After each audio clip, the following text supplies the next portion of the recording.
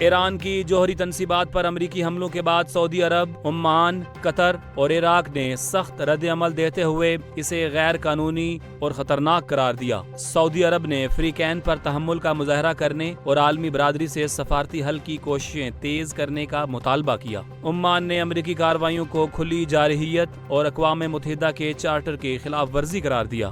قطر نے خطے اور دنیا پر اس کے ہولناک اثرات سے خبردار کیا، جبکہ عراق نے کارروائیوں کو امن و سلامتی کے لیے سنگین خطرہ کہا۔ پاسداران انقلاب نے دعویٰ کیا ہے کہ ایران پر حملہ کرنے والے طیاروں کے ٹھکانوں کا سراغ لگا لیا گیا ہے۔ بیان میں کہا گیا ہے کہ امریکہ نے حملہ کر کے خود کو فرنٹ لائن پہ لا کھڑا کیا ہے۔ ایرانی فورسز نے خبردار کیا کہ واشنگٹن میں ماضی کی جنگوں سے کچھ نہیں سیکھا گیا۔ ایران پر بمباری کا سخت جواب دیا جائے گا اور اس کے نتائج بھگتنا ہوں گے۔ دفتر خارجہ نے بھارتی وزیر داخلہ کے سندھ طاس معاہدے سے متعلق بیان کو بین الاقوامی قوانین کی کھلی خلاف ورزی قرار دیا ہے۔ ترجمان نے کہا کہ سندھ طاس کوئی سیاسی مفاہمت نہیں بلکہ عالمی بینک کی ثالثی میں طے پانے والا بین الاقوامی معاہدہ ہے، جسے کوئی فریق یک طرفہ طور پر معطل یا ختم نہیں کر سکتا۔ بھارت کا رویہ غیر قانونی، غیر ذمہ دارانہ اور علاقائی امن و استحکام کے لیے خطرناک ہے۔ ترجمان نے کہا کہ بھارت پانی کو سیاسی ہتھیار نہ بنائے، اپنی پوزیشن واپس لے اور معاہدے پر مکمل عمل درآمد کرے۔ پاکستان اپنے پانی کے حقوق کے تحفظ کے لیے ہر ضروری اقدامات کرے گا۔ پاکستان نے ایران کی جوہری تنصیبات پر امریکی حملوں کی شدید مذمت کرتے ہوئے اسے اسرائیلی حملوں کے تسلسل اور بین الاقوامی قوانین کی کھلی خلاف ورزی قرار دیا ہے۔ دفتر خارجہ کا کہنا ہے کہ ایران کو اقوام متحدہ کے چارٹر کے تحت اپنے دفاع کا پورا حق حاصل ہے۔ امریکی جارحیت سے خطے میں کشیدگی اور تشدد میں بے مثال اضافہ ہوا ہے۔ ترجمان نے مزید کہا کہ تنازع کا فوری خاتمہ اور شہریوں کی جان و مال کا تحفظ ضروری ہے۔ تمام فریقین انسانی ہمدردی اور بین الاقوامی قوانین کی پاسداری کریں۔ ترجمان نے زور دیا کہ خطے کے مسائل کا حل صرف مذاکرات اور سفارتکاری کے ذریعے ممکن ہے۔ بحران کا پرامن حل اقوام متحدہ کے اصولوں کے مطابق نکالا جائے۔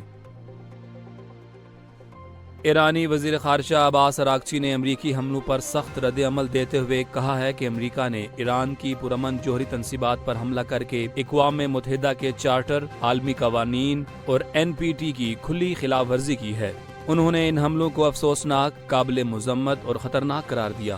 عباس اراغچی کا کہنا تھا کہ اقوام متحدہ کے تمام رکن ممالک کو امریکہ کے غیر قانونی اور مجرمانہ اقدامات پر تشویش ہونی چاہیے۔ انہوں نے کہا کہ ایران اپنی خود مختاری اور عوام کے دفاع کے لیے تمام آپشنز محفوظ رکھتا ہے۔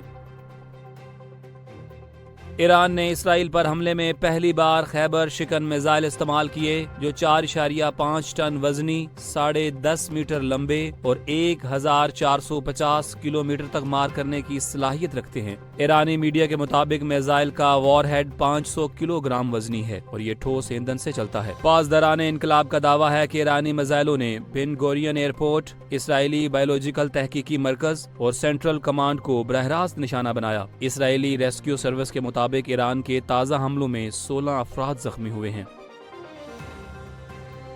سابق امریکی صدر بل کلنٹن نے اسرائیلی وزیر اعظم نیتن یاہو پر تنقید کرتے ہوئے کہا ہے کہ وہ ایران کے خلاف جنگ کو اپنی حکومت کو طول دینے کے لیے استعمال کر رہے ہیں۔ عرب میڈیا سے گفتگو میں کلنٹن نے کہا کہ نیتن یاہو برسوں سے ایران کے خلاف کارروائی کے خواہاں تھے تاکہ اقتدار میں رہنے کا جواز بنایا جا سکے۔ انہوں نے امریکی صدر ڈونلڈ ٹرمپ کو مشورہ دیا کہ موجودہ صورتحال میں مزید جنگی اقدامات سے گریز کریں۔ کلنٹن نے امید ظاہر کی کہ ٹرمپ اور نیتن یاہو جنگ کا دائرہ وسیع کرنے سے اجتناب برتیں گے تاکہ مزید تباہی نہ ہو۔